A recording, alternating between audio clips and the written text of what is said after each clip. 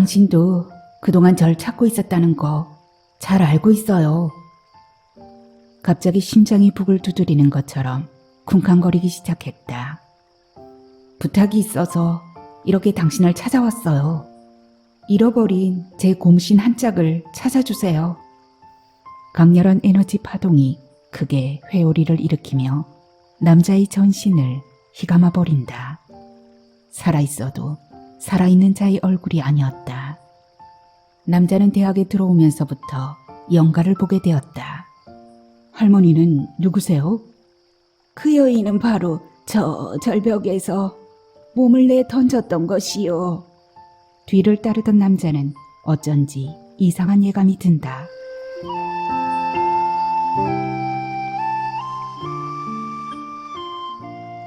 안녕하세요. 하루하루 소리를 담다 하소담입니다. 오늘은 이울순 작가님의 섬이 된 여인 준비했습니다. 작가님은 2004년 단편소설 안개숲으로 등단을 하셨는데요. 오늘의 소설 섬이 된 여인은 이 계절에 정말 잘 어울리는 소설입니다. 서늘하고 시원한 밤 되실 거예요. 한편의 전설의 고향 감상하시겠습니다. 그렇다고 무서운 얘기는 아니고요. 단꿈을 꿀 수 있는 시원한 이야기입니다. 그럼 소설 속으로 들어가 보겠습니다. 구독과 좋아요는 하소담 사랑입니다. 끝까지 함께 해주세요.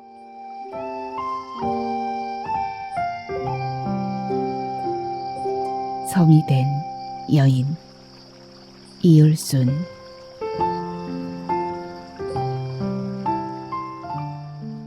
골목 맨 끝에 있는 집에서 남자가 걸어 나오고 있다.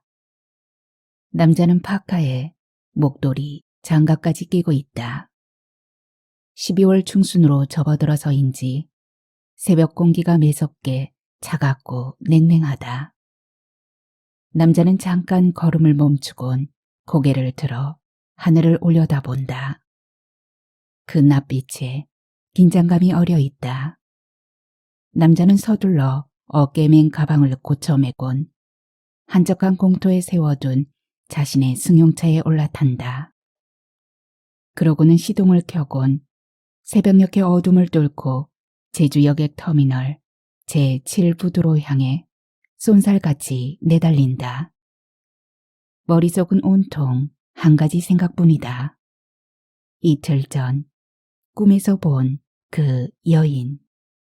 그 모습이 자꾸만 꼬리를 물고 자신을 영 놓아주지 않고 있다. 그렇게 기묘한 영가의 얼굴을 남자는 여태 본 적이 없었다.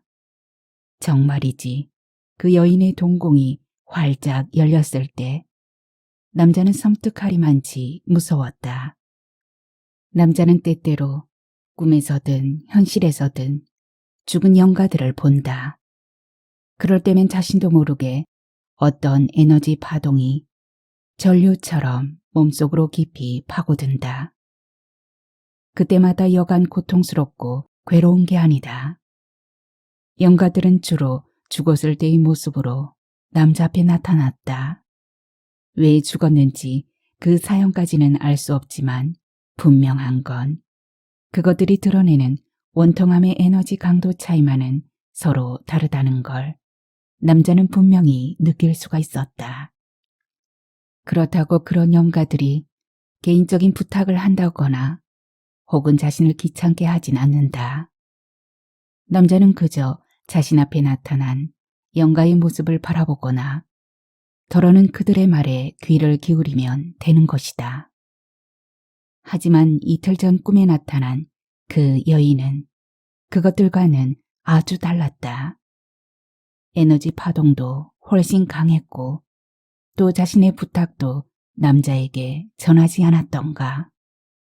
새벽녘 거리는 너무나도 텅 비어 있다. 차가 거의 목적지에 당도하자 남자는 우선 섬에 들어가면 무엇부터 해야 할지를 곱씹어 본다. 물론 그 여인의 흔적부터 찾는 일이 시급했다.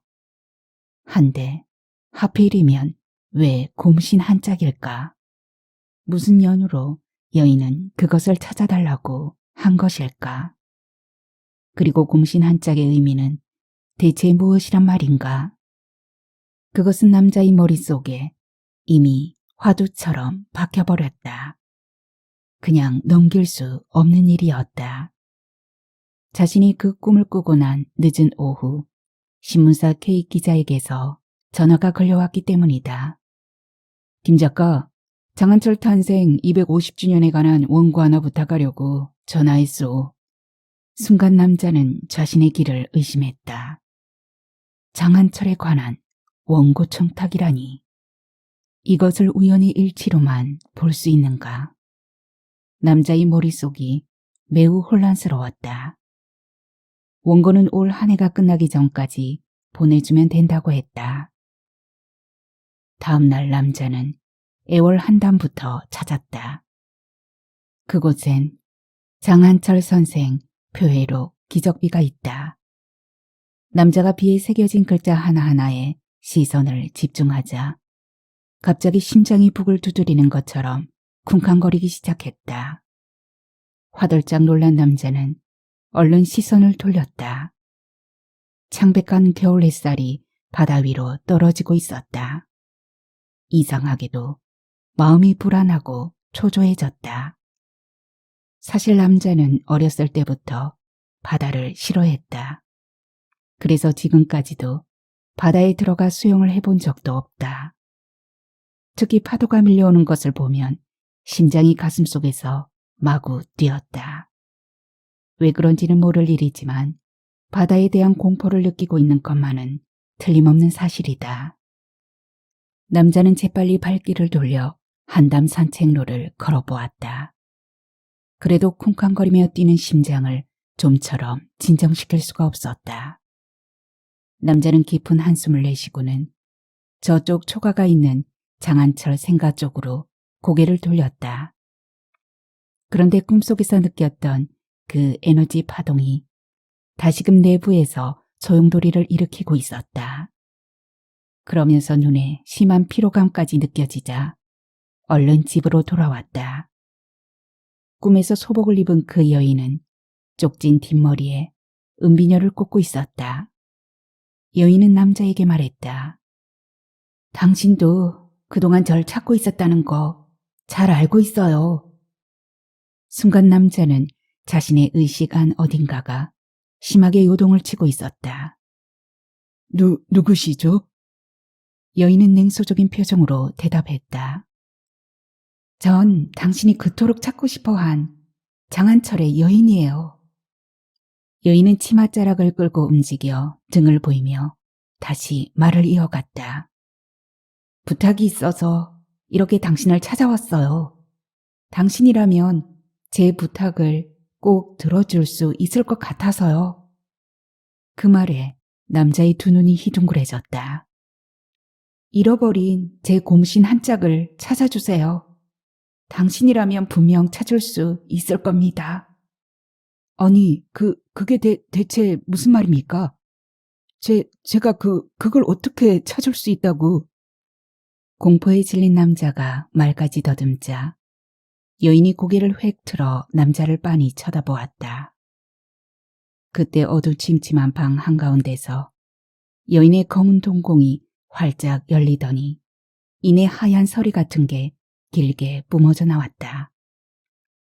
여인의 맺힌 한이 그만큼 깊다는 걸 드러내고 있었다. 그러고는 한순간에 그 모습이 방 안에서 먼지처럼 사라졌다. 남자는 번쩍 눈을 떴다. 시간은 정확히 새벽 1시였다. 밖에는 겨울비가 내리고 있었고 남자의 온몸은 식은땀으로 축축이 젖어 있었다. 제주항에서 완도로 향하는 실버 클라우드 호는 정각 7시가 되자 백고동을 길게 울리며 제주항을 출항한다. 어둠은 동이 터오는 새벽빛에 서서히 물러가고 있다. 남자는 이틀 동안 오직 한 가지 생각에만 몰두했다. 여인이 말한 고무신 한 짝의 의미. 하지만 그것에 대한 것은 좀처럼 알아낼 수가 없었다.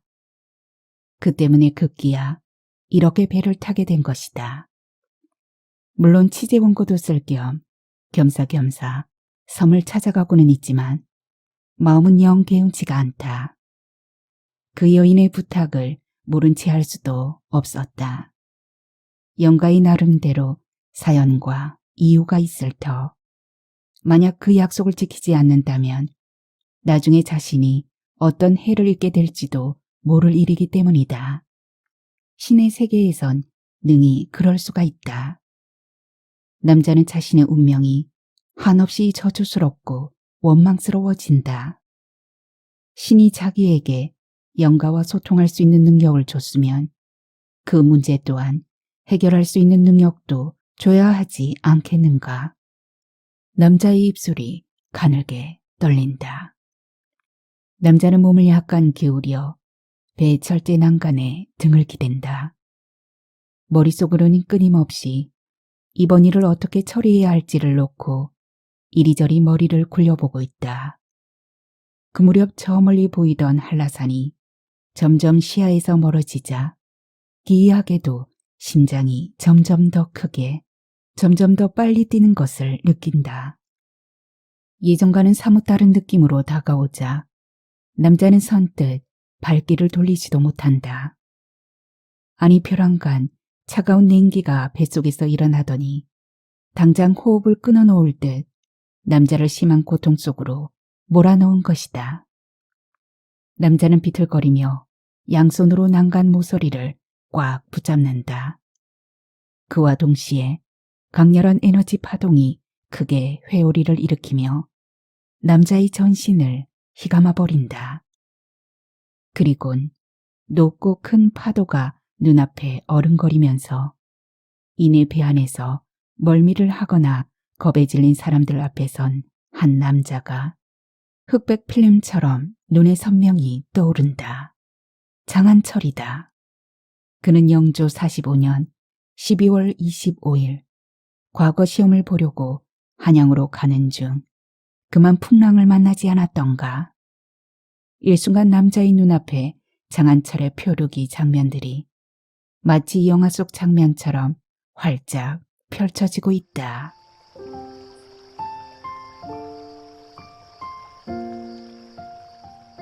장한철은 배가 가고 있는 방향을 살폈다. 바람의 방향을 보니 배는 외연도로 갈 가능성은 없었다. 그렇지만 이대로 간다면 유구 오키나와에 도착할 수 있었다. 하지만 배는 거센 풍랑으로 인해 자꾸만 망망대해로 밀려나더니 결국 노우도 근해에서 조난을 당했고 공포에 휩싸인 사람들은 서로를 의지하며 찰싹찰싹 붙어 앉았다. 배가 언제 파산이 될지도 모를 일촉즉발의 위기에 놓인 것이다. 여러분, 유구에 가면 우린 살 수 있어. 유구는 고려와도 통교를 하였고 지금도 우리 조선과는 특산물을 활발히 무역하고 있는 나라요. 지금 배가 그쪽으로 가고 있으니 조금만 참으시오. 그때 사람들은 빅빅 쓰러졌다. 뱃멀미로 쏟아낸 토사물 찌꺼기는 곳곳에서 묻어났다. 그들의 말할 수 없는 비통한 낯빛을 보자 그의 눈시울도 붉어지고 말았다. 그는 추위와 배고픔과 공포에 휩싸여 있는 그들에게 우선 먹을 것이라도 해주고 싶어졌다. 그래서 배에 저장해둔 양식부터 찾아 몇몇 사람들을 설득하여 함께 밥을 짓기 시작했다. 때마침 하늘에서 장대 같은 비가 쫙쫙 쏟아지자 그는 재빨리 여러 개의 빈통에 빗물을 받아두었다. 바다에서 표류하는 동안 양식과 물은 생명줄이었다. 29명이 먹을 밥을 다 짓게 되자 그는 사람들을 불러 모았다. 어서들 이쪽으로 오시오. 굶주린 배부터 채웁시다. 잘 먹어둬야 힘도 나고 또 고향으로 돌아갈 게 아니오. 사람들은 코를 끙끙거리곤 숟가락을 들어 허겁지겁 밥을 떠서 입안으로 가득 넣었다. 어둠의 대양을 표류하는 배 안에서는 무엇보다 용기가 필요하다고 그는 생각했다. 다음 날 사람들은 마실 물이 없다고 아우성을 쳐대자 그가 어제 미리 받아둔 빗물이 충분히 있다고 했다. 그러자 사람들은 그의 안목에 단복을 금치 못했다. 선비님께선 성경 지명이 있소이다. 앞으로 우리를 진두지휘할 분은 바로 선비님이시오. 여러분 생각은 어떻소? 사공의 말에 뱃사람들이 큰 박수로 환호했다. 배에는 모두 29명이 타고 있었다. 그즈음 언뜻 눈앞에 뭔가 우뚝 높이 솟아있는 게 보였다. 사람들이 다가와 보곤 그만 깜짝 놀랐다. 고래였다. 고래가 배 가까이 다가오자 배가 서서히 요동을 치기 시작했다. 사람들은 일체 배 바닥에 납작 엎드렸다. 누군가는 가는 보살 연부를 읊조렸고 누군가는 살려달라고 애원했다. 그 영혼들은 온통 이슬에 젖어버린 듯했다. 살아있어도 살아있는 자의 얼굴이 아니었다. 배는 더 심하게 그네를 탄 듯 너울너울 흔들거렸다. 한데 갑자기 요동치던 배가 뚝 멈췄다. 다행히 고래는 주위에서만 맴돌다가 그냥 돌아갔다. 사람들이 소란을 피우며 우왕좌왕 갈피를 못 잡는 사이 어느새 캄캄한 밤이 되고 말았다.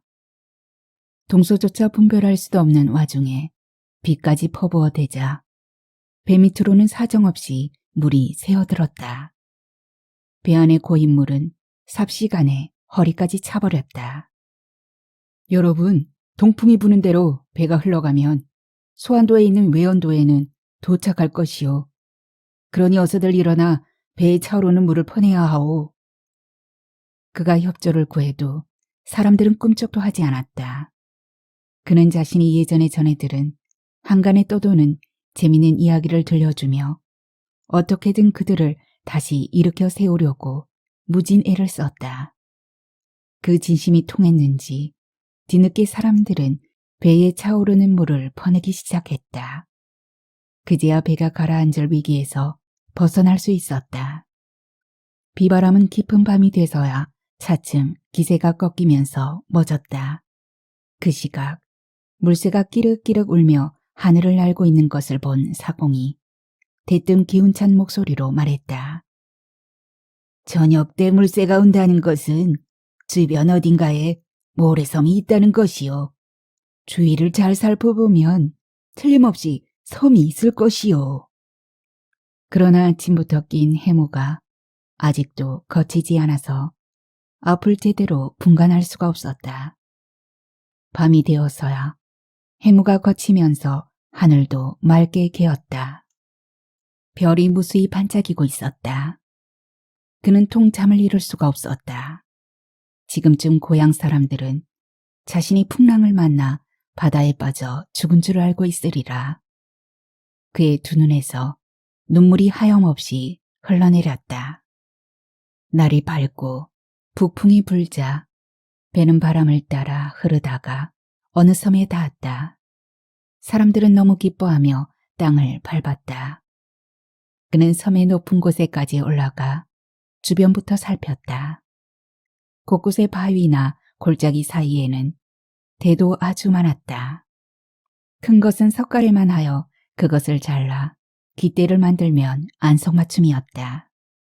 노루와 새도 많았고 갈까마귀는 수풀을 둘러싸고 있었다.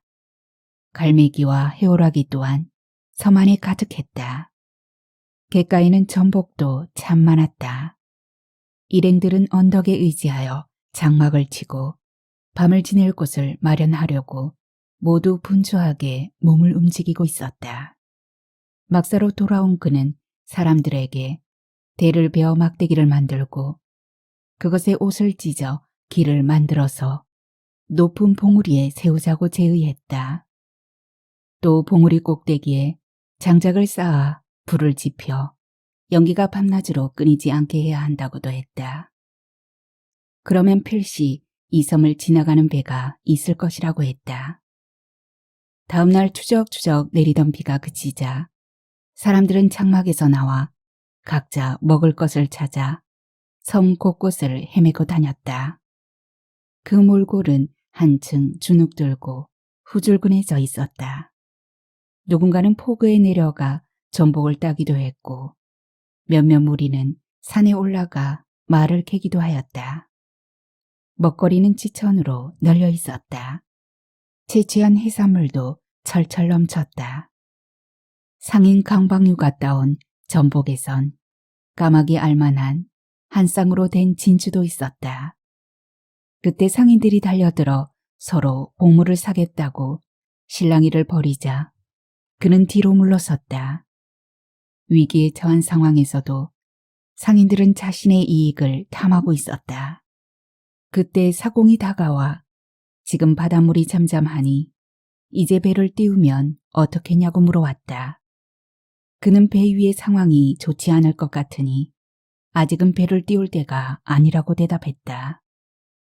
3일을 무인도에서 지낸 사람들은 말리나 떨어진 낯선 섬에서 붉은 해가 떠오르는 것을 맞이하였다. 그들은 울컥 밀려오는 슬픔을 억누르지 못하고는 그만 눈물을 흘리고 말았다. 모두가 고향이 그리웠다. 그는 일행들의 슬픔을 가라앉히게 해주려고 유추를 만들었다. 다행히 사람들은 윷놀이를 즐기며 좋아했다. 그 무렵 한 점 돛대가 동쪽 바다 너머에서부터 이쪽 섬으로 오고 있었다. 마음이 다급해진 사람들은 후후 불을 불고 섭을 더 집어넣으며 연기와 불꽃이 활활 일어나게 했다. 그리고 높은 언덕에서 깃발을 휘두르며 애타게 구조되기만을 기다렸다. 하지만 섬에 온 외인들은 구조는커녕 오히려 칼을 꺼내 위협하며 옷을 벗게 한 후 그들을 나무에 거꾸로 매달곤 보물과 전복을 챙겨 달아나 버렸다. 스스로 결박을 푼 사공이 일행들을 풀어주며 한바탕 욕지기를 퍼부어댔다. 똥물에 튀겨 죽일 놈들. 이 세상에서 가장 백해무익한 존재가 바로 저 외놈 해적들이라니까. 가다가 물귀신이나 되어버려라. 외놈에게 당한 수모가 견딜 수 없도록 화가 치밀어 오른 사람들은 그만 사기가 뚝 떨어지고 말았다. 일본 해적의 약탈로 분위기가 심상치가 않게 돌아가자 사람들은 봉우리 위에 둔 깃대와 연화를 없애서 다신 해적을 들이지 말자고 했다. 그러나 그는 근처에 왕래하는 배가 모두 해적은 아닐 것이라며 불은 계속 피워야 한다고 일행들을 설득했다. 사공이 그에게 말을 붙였다. 선비님, 북풍을 타고 달리면 3일이면 유구에 도착할 수 있으니 배를 띄웁시다. 그보다는 바다의 상황이 자주 변하니 당분간은 이곳에서 구조를 기다리는 게 좋을 것이오. 앞으로 어떤 위기가 닥칠지 모르니 사공께선 배의 상태나 잘 살펴봐 주오. 닷줄과 삿대를 모두 잃어버렸으니 나무를 베어 노를 만들어야 할 거요. 다시 날이 밝자 멀리 서남쪽에 돛대가 펄럭이는 게 보였다. 배가 산처럼 보일 정도로 큰 배였다. 그런데 그 배는 동북쪽으로 바로 향해 그냥 섬을 지나쳐 버렸다. 앞선 배를 뒤따르던 다른 배도 마찬가지였다. 그들이 아무리 길을 휘두르고 불을 피워 연기를 올리며 소리쳐 부르짖어도 소용없었다. 그런데 또 다른 배 한 척이 뒤떨어져 오고 있었다. 일행들은 죽을 힘을 다해 외치며 구조의 신호를 보냈다. 그러자 커다란 배가 노를 돌려 섬을 향해 와 닻을 내리고 배를 세워 작은 배 하나를 띄워 섬으로 보냈다. 5 사람은 모두 붉은빛 바탕의 화포로 머리를 싸고 몸에는 소매가 좁은 초록빛 비단옷을 걸치고 있었다. 그는 필담을 통해 그들이 명나라 유민이라는 것을 알 수 있었다. 그리고 일본에 콩을 팔러 가는 중이고 지금은 안남에 살고 있다는 것도 알아냈다. 그들 덕분에 일행들은 무사히 구조될 수 있었다.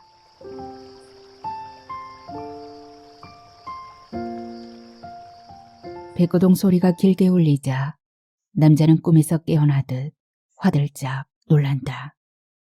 조금 전 자신이 보았던 세상은 대체 뭐란 말인가? 장한철 표회록에 기록된 것들이 마치 현실처럼 보이지 않았던가? 참으로 기괴한 일이 아닐 수가 없다.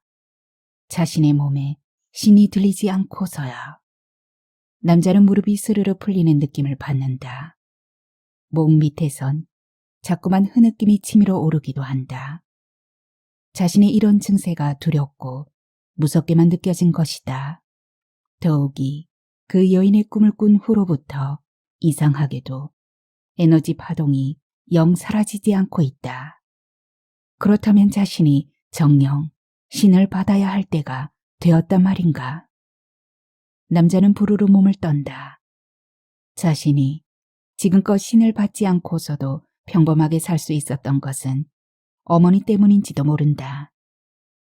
뒤늦게 아들에게 일어난 일을 알게 된 어머니는 아들의 업장 소멸 기도를 드리려고 결국 절집으로 들어가셨다.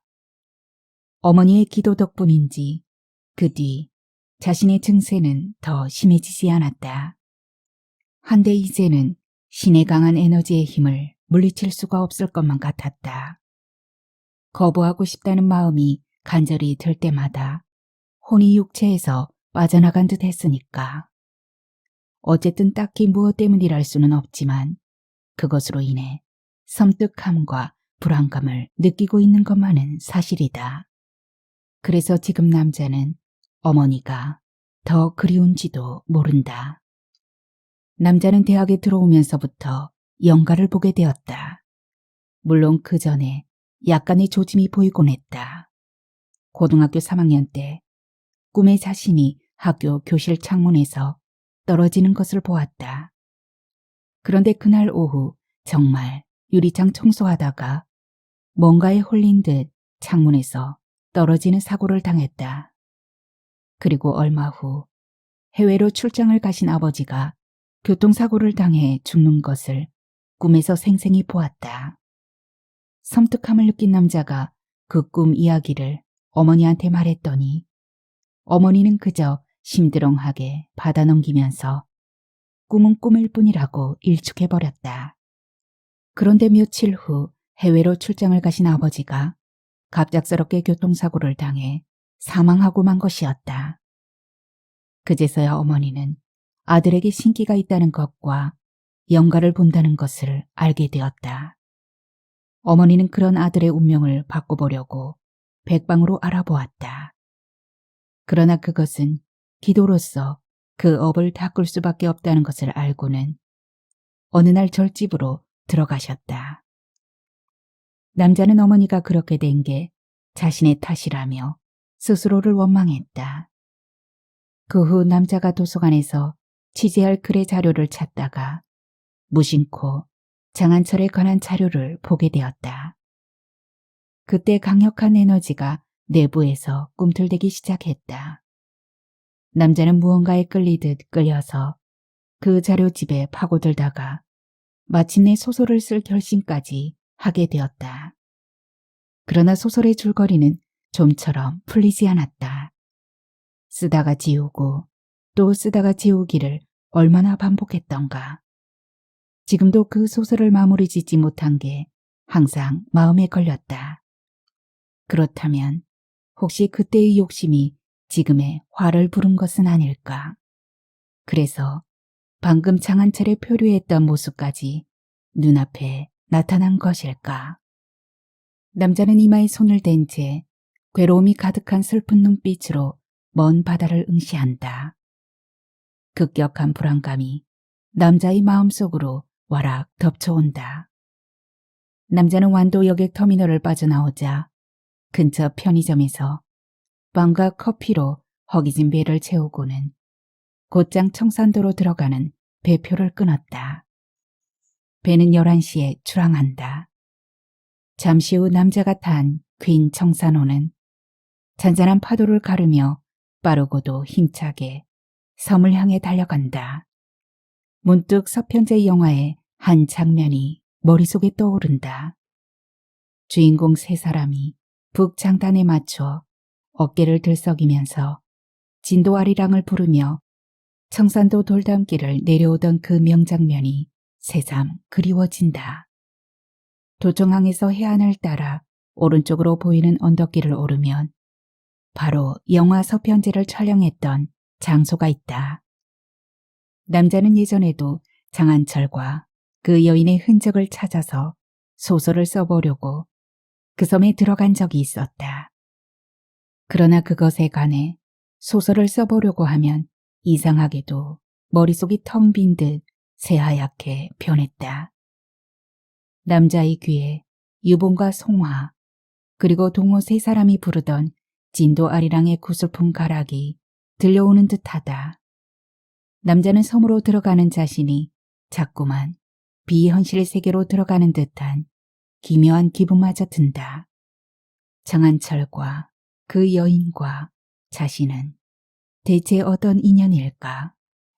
뜬금없이 왜 표류하던 장한철의 모습이 보이는 것이란 말인가? 그리고 그 여인은 왜 잃어버린 고무신 한 짝을 찾아달라는 것일까? 정말이지 자신에게 일어나는 일들이 생각하면 생각할수록 뭐라 표현할 수 없는 섬뜩하고도 으스스한 것이 내부에 꽉 들어차 있는 듯한 공포를 느끼게 만든다. 마침내 배가 청산도에 도착하자 남자는 뭔가에 쫓기듯 재빨리 배에서 하산한다. 피해갈 수 없는 운명이라면 차라리 맞서 싸울 수밖에 별 도리가 없다고 남자는 생각한다.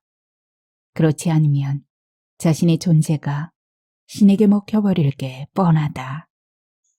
남자는 손바닥으로 뺨과 코와 입가를 쓰다듬어 본다. 그 순간 다시 강한 에너지 파동이 아까처럼 온몸을 칭칭 휘감아 버린다.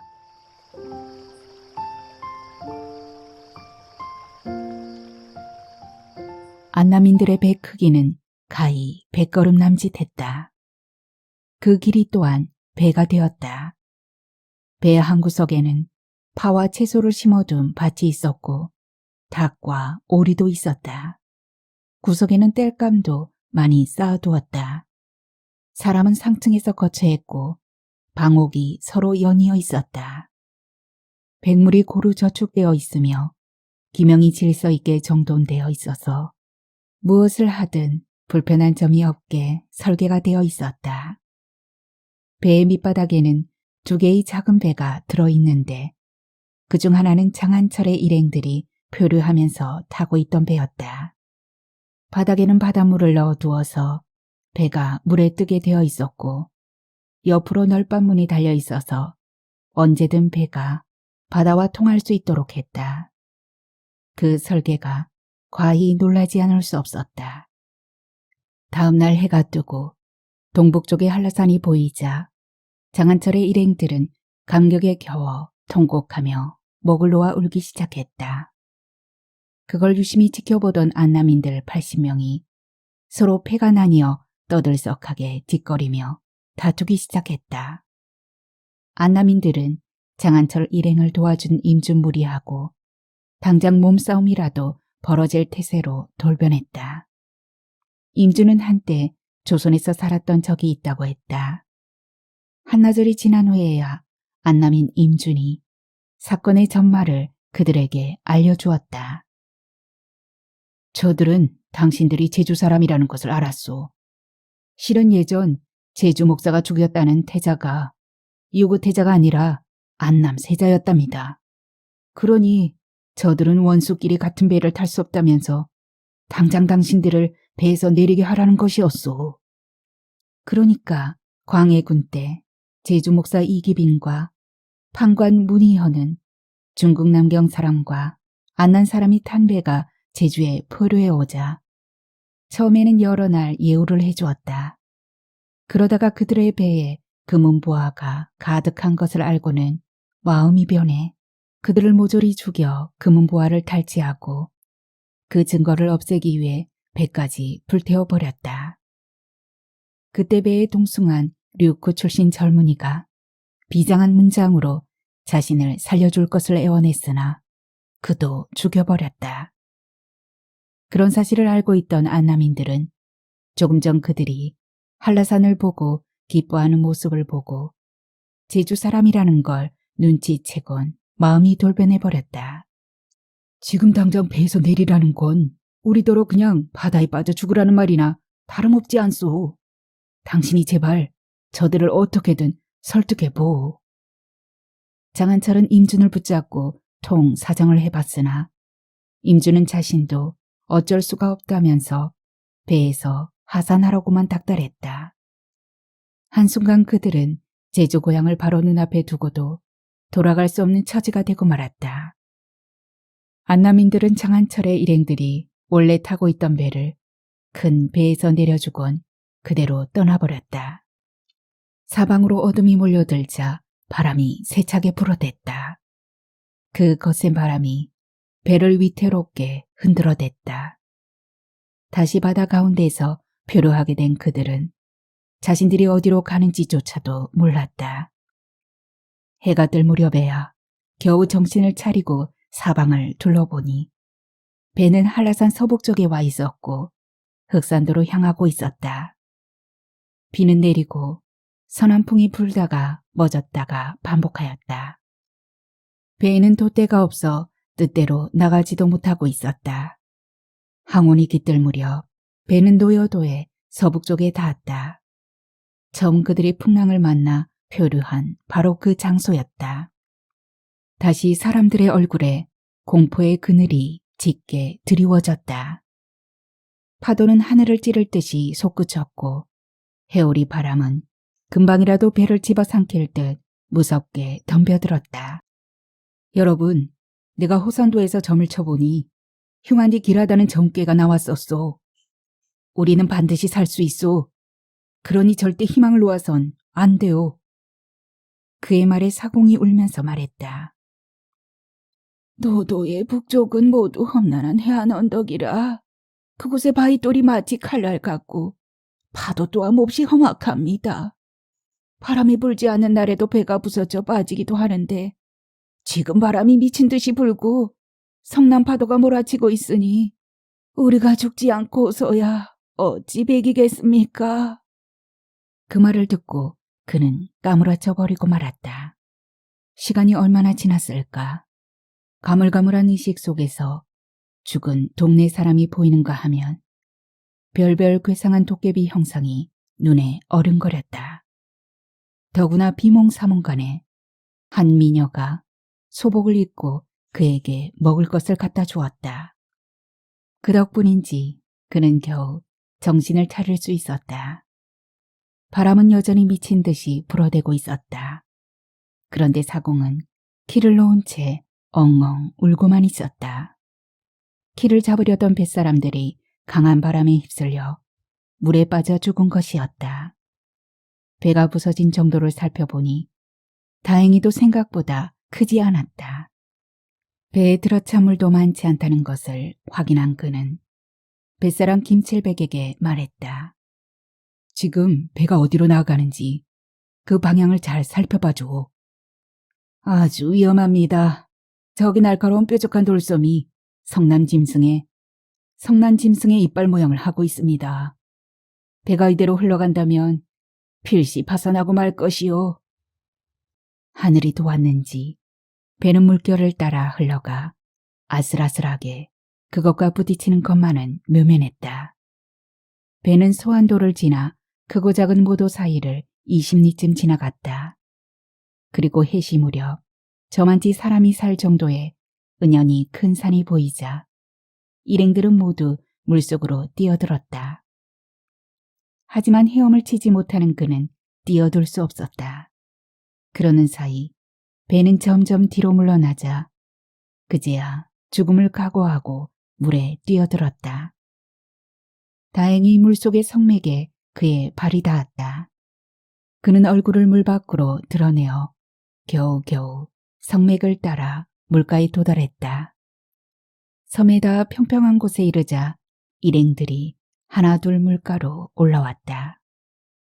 일행들은 그가 헤엄을 못 치는 걸 알고는 죽었으려니 하면서 슬피 울었다. 주변이 캄캄해 누가 누군지 얼굴을 볼 수가 없어 서로 목소리를 내어 자신의 존재가 살아있음을 알릴 뿐. 그도 그런 방법으로 자신이 살아있음을 알리자 일행들은 모두 기뻐하며 눈물을 흘렸다. 그렇게 무트로 올라온 사람의 수를 세어보니 모두 10명이었다. 추위와 피로감에 지친 사람들이 빨리 민가를 찾지 않으면 안 되는 지경에 이르렀다. 그들은 제각각 뿔뿔이 흩어져 각자 살 길을 찾아 길을 나섰다. 그는 캄캄한 어둠 속에서 깎아내린 듯한 절벽을 타기 시작했다. 조그만 발을 헛디디면 그대로 절벽 밑으로 미끄러져 죽을 위험천만한 낭떠러지였다. 그는 한 발을 헛디뎌 그만 미끄러져 하마터면 그대로 낭떠러지로 떨어질 뻔했다. 하지만 운 좋게도 굴러 떨어지는 것만은 면할 수 있었다. 간신히 평탄한 땅에 오르자 일행들은 벌써 멀리 가버려 그 종족조차 찾을 수가 없었다. 추위와 배고픔에 지친 그는 퉁퉁 부은 발로 수없이 넘어지고 또 넘어지면서 발길과 산비탈을 무작정 걸었다.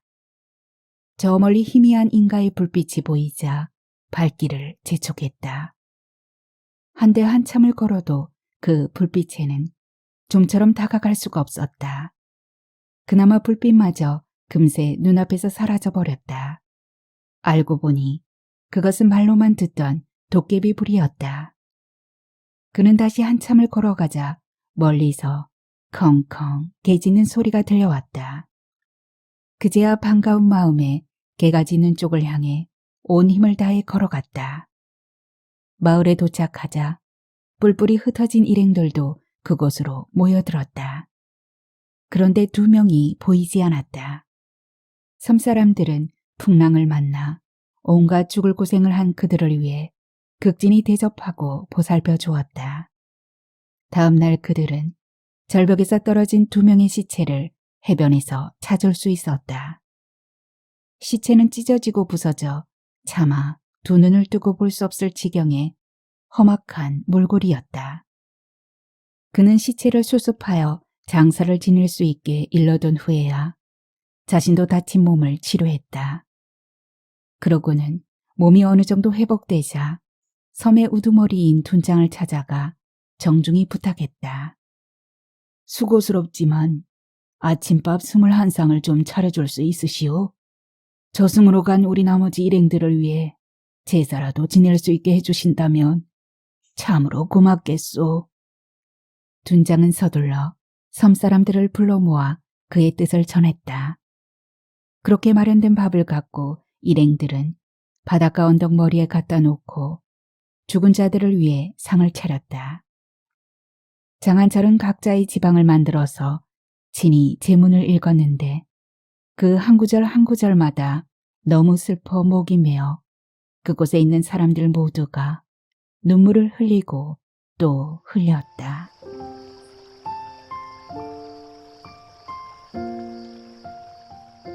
남자는 또다시 몽롱한 정신에서 깨어나자 자신이 마치 전생 체험이라도 하고 온 듯한 묘한 기분이다. 간혹 사람들이 체면술사를 찾아가 전생 체험을 하는 걸 본 적이 있었다. 차라리 그런 것이라면 얼마나 좋을까. 남자는 한숨을 크게 내쉬며 하늘을 바라본다. 이토록 기막힌 일이 어찌 자신에게 반복적으로 일어나는 것일까.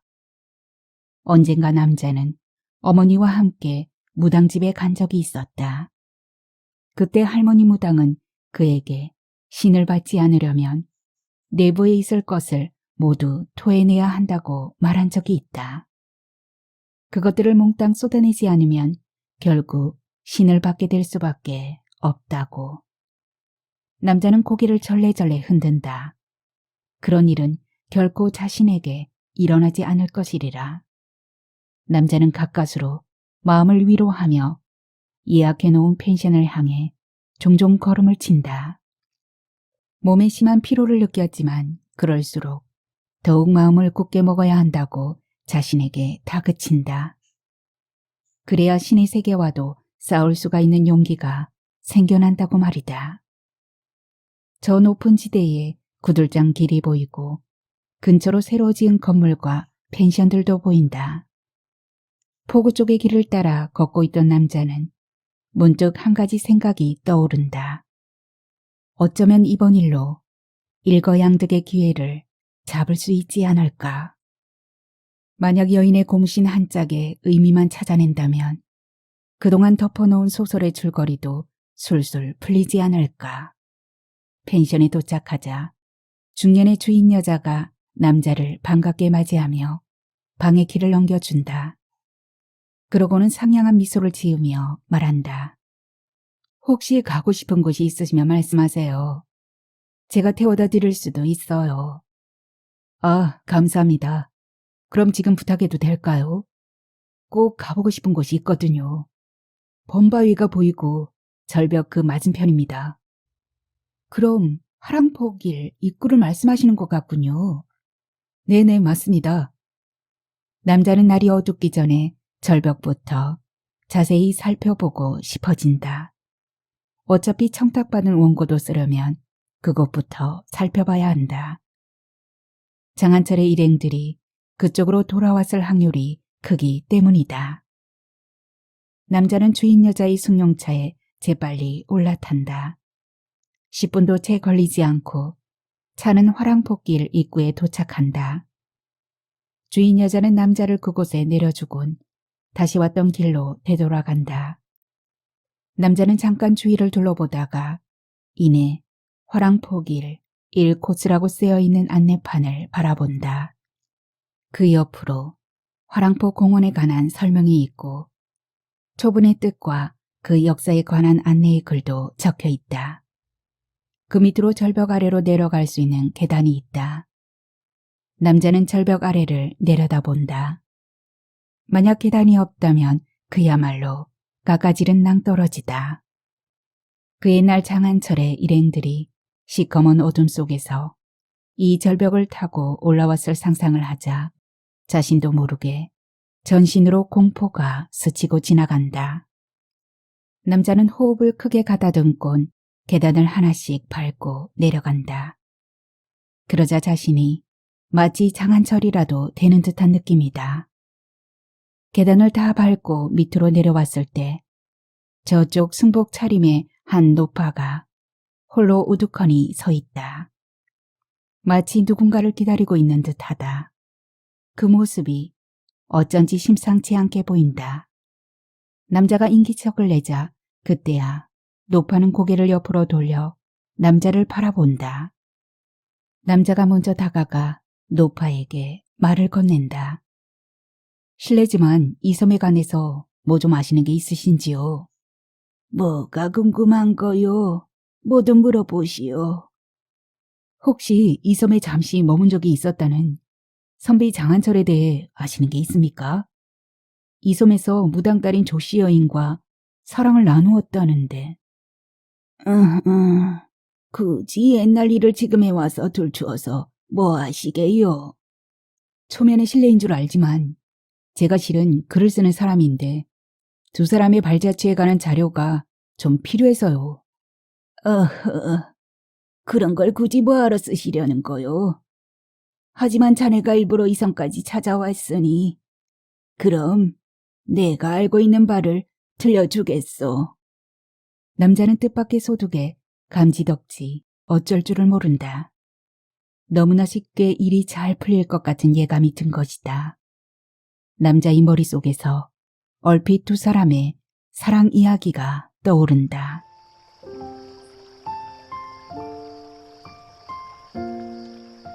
이 섬에 들어와 몸을 회복한 장한철은 섬 사람들이 용왕당에서 용신께 빌러가는 것을 보고 그 뒤를 따랐다.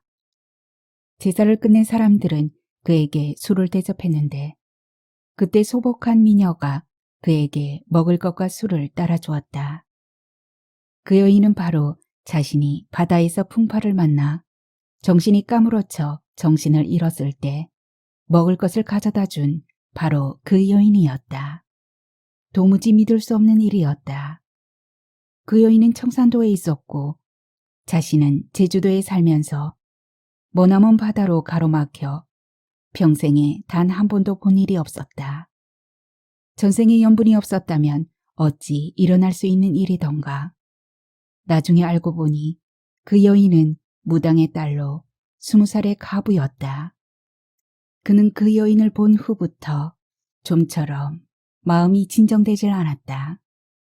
그걸 눈치챈 김만년이 그를 위해 조 씨의 집으로 팔려간 자신의 계집종 매월과 함께 일을 꾸며 그날 밤 두 사람이 뜨거운 사랑을 나눌 수 있도록 자리를 만들어 주었다. 비록 두 사람의 사랑을 나누는 시간은 짧았지만 그 사모하는 마음만은 한없이 깊고도 깊었다. 하루는 여인이 그에게 말하였다.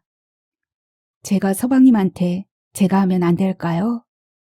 내가 만약 너를 고향으로 데려간다 해도 너는 홀로 계신 친정어머니를 버릴 리는 없을 게다. 그뿐만 아니라 더 고향을 그리워하는 마음도 생길 테니 이 또한 어쩌지 못할 터.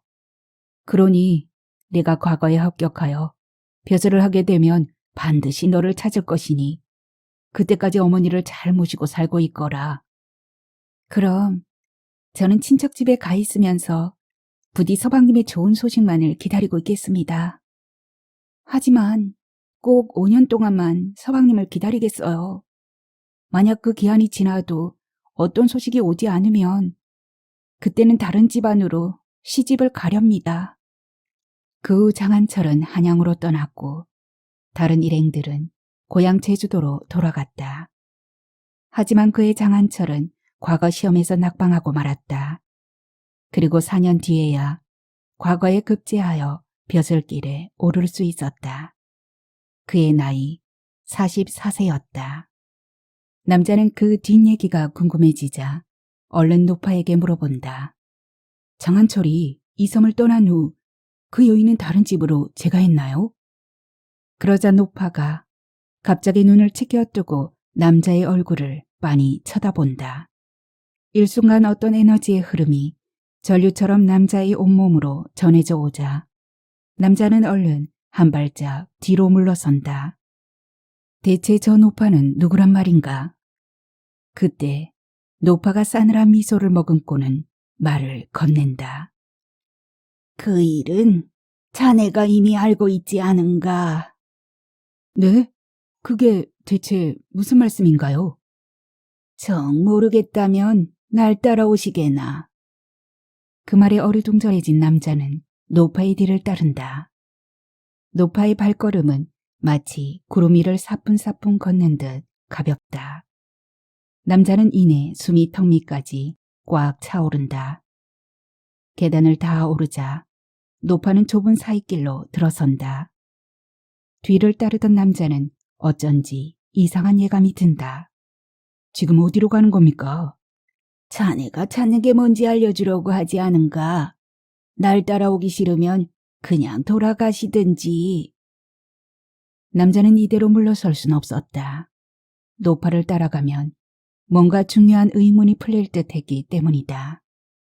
남자는 바짝 긴장한 낯빛으로 계속 노파의 뒤를 따른다. 사랑길을 이라고 쓰인 오솔길을 낯선 노파와 함께 걷고 있자니 기분이 왠지 깨름직해진다. 남자의 등줄기에서 서늘한 한기까지 느껴진 것이다. 참, 할머니는 누구세요? 그걸 알아서 뭐 하시게요? 차갑게 쏘아대는 듯한 노파의 말투에 남자는 더는 물어볼 수가 없다. 잠시 뒤 어느 지점에 이르자 노파의 발길이 뚝 멈춘다. 저기를 보. 노파가 손짓으로 가리키는 곳에는 또 다른 절벽이 있다. 남자가 의아한 표정으로 노파를 바라보자 노파는 혼자 중얼거리듯이 말한다. 그 여인은 바로 저 절벽에서 몸을 내 던졌던 것이요. 왜요? 그 선비가 벼슬에 올랐는데도 결국은 찾지 않았기 때문이요. 그럼 그동안 제가도 하지 않았다는 말씀인가요? 그렇소. 그 선비만을 기다렸던 게요. 나중에 자네라도 돌아가는 길에 저 근처에 가서 술이라도 한 잔 뿌려주고 가시구려. 제가요? 왜요? 그런데 할머니는 대체 누굽니까? 불쌍한 년. 그토록 그 정을 사무치게 그리워하더니만 결국 스스로 목숨을 끊고 말았던 게야. 바로 오늘이 그년의 제삿날이라오. 뭐라고요? 그럼 당신은? 혼비백산한 남자가 얼른 뒤를 돌아본다. 아무것도 없다. 남자의 뒷머리가 쭈뼛이 서며 등골이 오싹해진다.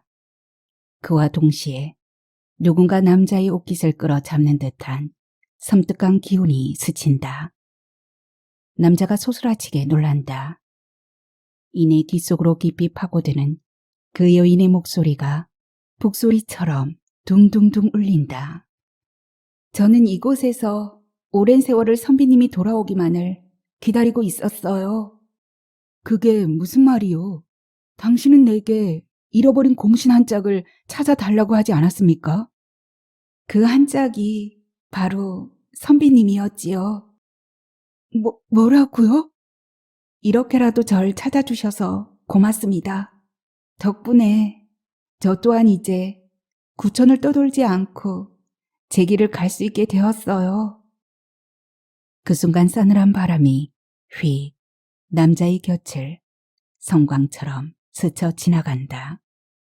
이어 강한 에너지 파동이 남자의 오장육부에서 거친 소용돌이를 일으키며 목을대로 울컥울컥 쏟아져 나오고 있다. 그것은 형체도 없다. 남자는 입을 크게 벌려 한동안 헛구역질을 토해낸다. 그러고는 두 다리를 꺾고 무릎을 땅에 댄 채 고개를 푹 떨구며 슬피 울어대기 시작한다. 얼마나 울었을까? 그토록 가슴을 짓누르고 있던 답답함과 꽉 막힌 듯한 목구멍이 뻥 뚫린 듯 시원해진다. 남자는 고개를 들어 주위를 살펴본다. 눈앞에는 두 갈래의 길이 있다. 하나는 마을로 내려가는 길이고 다른 하나는 움막처럼 생긴 허름한 정자가 놓여있는 폭이 좁은 소로다. 남자는 당리마을 쪽을 바라본다. 그 옛날 그 마을 어디엔가 살았을 그 여인의 흔적이 이제 섬이 되어 슬픈 노래를 부르고 있었다. 남자는 여인이 몸을 던졌다는 절벽으로 시선을 돌린다. 그렇다면 자신의 전생이 장한철이었단 말인가?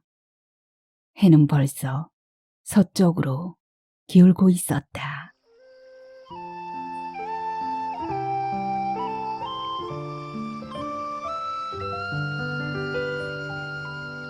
오늘의 소설 섬이 된 여인은 여기까지입니다. 전생이나 영가 등의 이야기는 소설이나 드라마, 영화에서나 느낄 수 있는 또 다른 세계인데요. 이울슨 작가님의 소설 또한 탄탄하면서도 짜임새 있는 이야기 구성으로 또 다른 재미로 감상할 수 있었습니다.